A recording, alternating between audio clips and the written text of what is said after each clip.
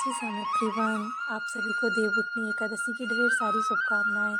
आपको खाटू श्याम जी का मूल नाम तो पता ही होगा। खाटू श्याम जी का जो मूल नाम था वो बर्बरीक था और उनके जो पिता थे ना वो घटोत्कच थे। आपने घटोत्कच की कहानी को सुना होगा कई बार। और उनकी जो माता थी उनको मोर भी कहते थे और उनका एक नाम और था जो काम कटा था। जब बर्बरीक जी थे ना वो महाभारत के युद्ध के समय भगवान श्री कृष्ण को अपने शीश का दान कर दिया था ना। तो जब उन्होंने निस्वार्थ भाव से शीश का दान किया था तो भगवान कृष्ण के आशीर्वाद के फलस्वरूप बर्बरीक जी को आशीर्वाद दिया गया था कि आप भी खाटू श्याम के नाम से इस कलयुग में बहुत मतलब खाटू श्याम जी के नाम से आप जाने जाओगे कलयुग में।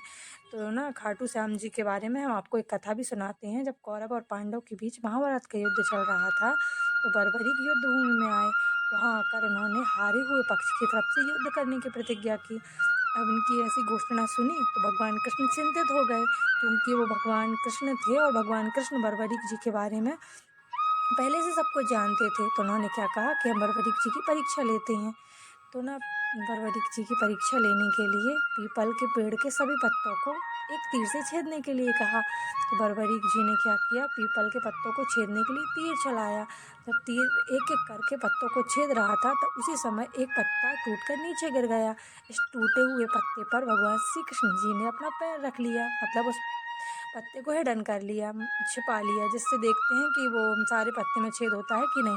पर बर्बरीक के चलाए हुए तीर जब पीपल के पेड़ पर लगे सभी पत्तों को छेद दिए तब कृष्ण के पैर के पास आकर स्थिर हो गया। इस पर बर्बरीक ने कृष्ण को अपना पैर हटाने के लिए कहा। तो ना क्या किया, भगवान कृष्ण ने बर्बरीक ने तीर को सिर्फ पत्तों को छेदने के लिए चलाया था, इसलिए तीर ने कृष्ण के पैर को नहीं छेदा। जैसे ही कृष्ण जी ने पत्ते के ऊपर से अपना पैर हटाया ऐसे ही तीर ने ना उस अंतिम पत्ते को भी छेद दिया था। तो भगवान कृष्ण ना और ज़्यादा शॉक्ड हो गए।